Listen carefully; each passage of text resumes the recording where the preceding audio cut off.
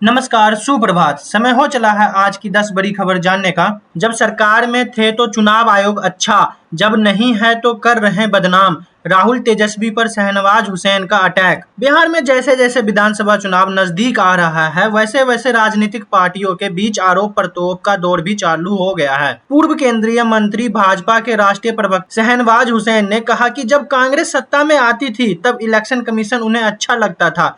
राहुल गांधी पूरे election commission पर सवाल उठा रहे हैं। तेजस्वी यादव तो दो वोटर कार्ड बनवाए हुए हैं, उसका जवाब वो क्यों नहीं देते। शहनवाज हुसैन अपनी मां की बरसी पर रविवार को सुपौल पहुंचे थे। उसी दौरान उन्होंने कहा कि राहुल गांधी और तेजस्वी यादव दोनों इलेक्शन कमीशन को बदनाम करने पर तुले हैं। उन्होंने कहा कि राहुल गांधी पूरे इलेक्शन कमीशन पर सवाल उठा रहे हैं। जब कांग्रेस सत्ता में आती थी तब इलेक्शन कमीशन उन्हें अच्छा लगता था। जब वो कर्नाटक, हिमाचल, तेलंगाना, रायबरेली, वायनाड चुनाव जीतते हैं तब चुनाव आयोग उन्हें ठीक लगता है, परंतु जब महाराष्ट्र हार जाते हैं और दिल्ली में शून्य पर आउट हो जाते हैं तो चुनाव आयोग खराब लगने लगता है। प्रधानमंत्री नरेंद्र मोदी एक लोकप्रिय नेता है जिनकी लोकप्रियता कायम है।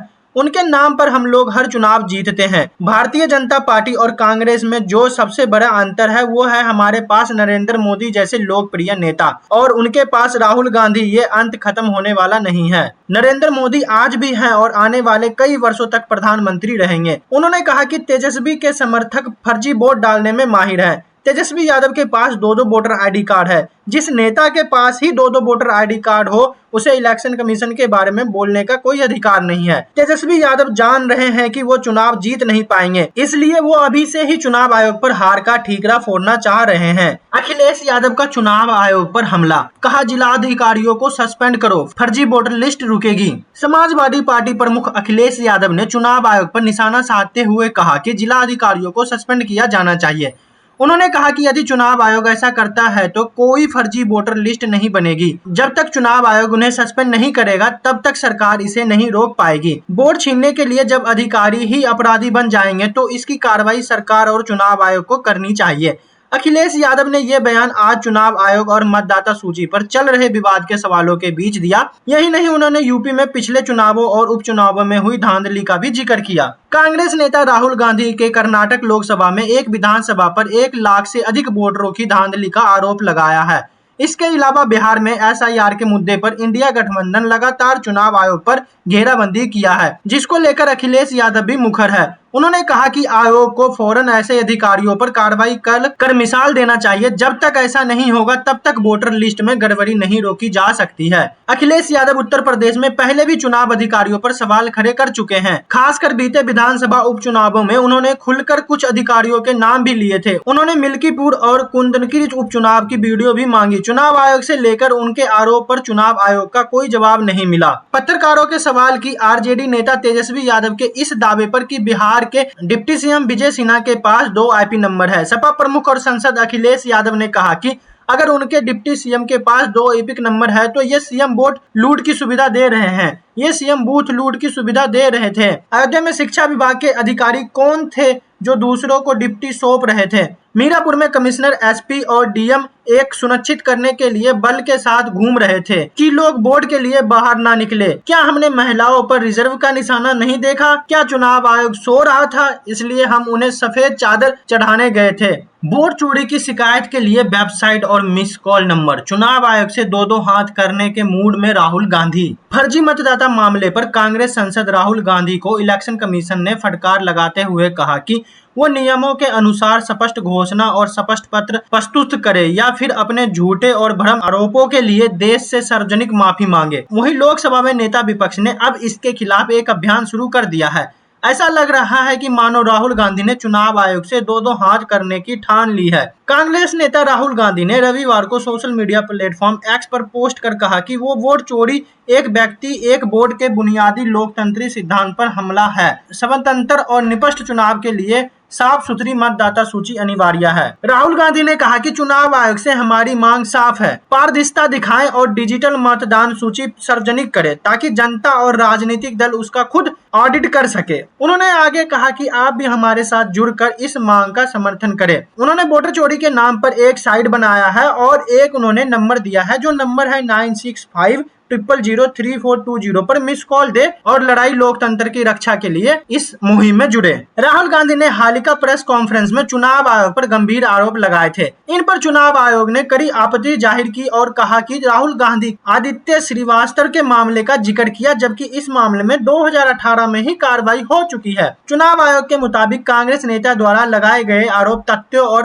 आधारित नहीं है और इससे आयोग की निष्पक्षता पर सवाल उठाने की कोशिश की गई है। आयोग ने साफ किया है कि लोकतांत्रिक प्रक्रिया में विश्वास बनाए रखने के लिए नेताओं को तथ्यों और सबूतों के साथ ही बयान देना चाहिए। हम सबसे तेज इकोनॉमी, पीएम नरेंद्र मोदी बोले, दुनिया ने देखा है नए भारत का चेहरा। प्रधानमंत्री नरेंद्र मोदी रविवार को बेंगलुरु पहुंचे और शहर की कनेक्टिविटी को नया रूप देने के लिए कई बड़े ट्रांसपोर्ट प्रोजेक्ट का शुभारंभ किया। उन्होंने भारत की सिलिकॉन वैली कहे जाने इस शहर को 3 नए वंदे भारत ट्रेन की सौगात दी, तो वहीं बेंगलुरु की नवा मेट्रो की येलो लाइन का उद्घाटन भी किया। इसके साथ ही प्रधानमंत्री ने अपने संबोधन में कहा कि बेंगलुरु को नए भारत के उदय का प्रतीक बताया, तो वहीं देश की इकोनॉमी पर भी बात की और ऑपरेशन सिंदूर का जिक्र करते हुए कहा कि पूरी दुनिया ने अब भारत के नए चेहरे को देखा है। कर्नाटक के बेंगलुरु में तमाम परियोजनाओं का शुभारंभ करने के बाद नरेंद्र मोदी ने जनता को संबोधित करते हुए ऑपरेशन सिंदूर की सफलता के बारे में बात की और कहा कि इसके पीछे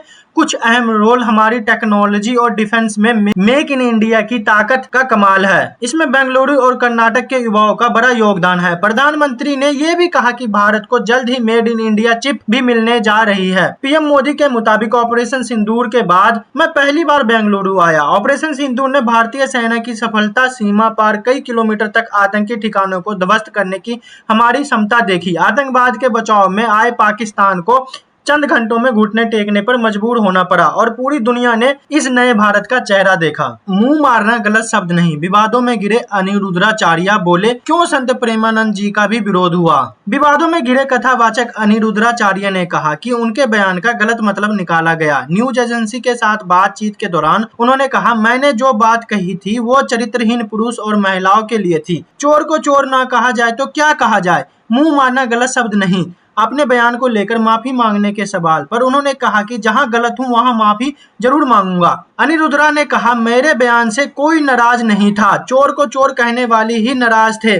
कुछ लोग मुझे महिला विरोधी बताते हैं, लेकिन वास्तव में मेरे शब्द का नहीं बल्कि संतों का विरोध हुआ। मेरा कोई विरोध नहीं कर रहा है। प्रेमानंद जी महाराज जैसे आध्यात्मिक गुरुओं जिनके शब्द समाजजनक थे को भी विरोध का सामना क्यों करना पड़ा। इससे पता चलता है कि विरोध भाषा के खिलाफ नहीं बल्कि हिंदू संतों के खिलाफ है। अनिरुद्धाचार्य ने जोर देकर कहा कि उनकी टिप्पणी को उचित संदर्भ में समझा जाना चाहिए, न कि विवाद के लिए तोड़ मरोड़ कर पेश किया जाना चाहिए। ये स्वीकार करते हुए कि उन्होंने शब्दों का चयन विशेष रूप से ग्रामीण अभिव्यक्ति मुख मारना शायद अनुचित रहा होगा। उन्होंने तर्क दिया कि मूल संदेश अभी भी मान्य है। उन्होंने दावा किया कि उनके पूरे बयान का केवल एक छोटा सा क्लिप जो है अभी सोशल मीडिया पर चलाया जा रहा है, जिससे ये हंगामा हुआ है। उन्होंने कहा कि ओरिजिनल वीडियो 6 मिनट का है, लेकिन केवल 30 सेकंड की क्लिप ही दिखाई जा रही है। कुछ लोग खुद को दुनिया का बॉस समझते हैं, उन्हें भारत का विकास पसंद नहीं। रक्षा मंत्री राजनाथ सिंह ने कहा कि दुनिया का सबसे तेज विकास करने वाला देश भारत है। कुछ लोग हैं जिनको भारत का विकास पसंद नहीं आ रहा है, खुद को ही दुनिया का बॉस समझ बैठे हैं। उनको समझ नहीं आ रहा है कि भारत कैसे इतनी तेजी से आगे बढ़ रहा है। बहुतों द्वारा ऐसी कोशिश की जा रही है कि भारत में भारत के लोग द्वारा जो चीज बनाई जा रही है वो अगर किसी दूसरे देश में जाए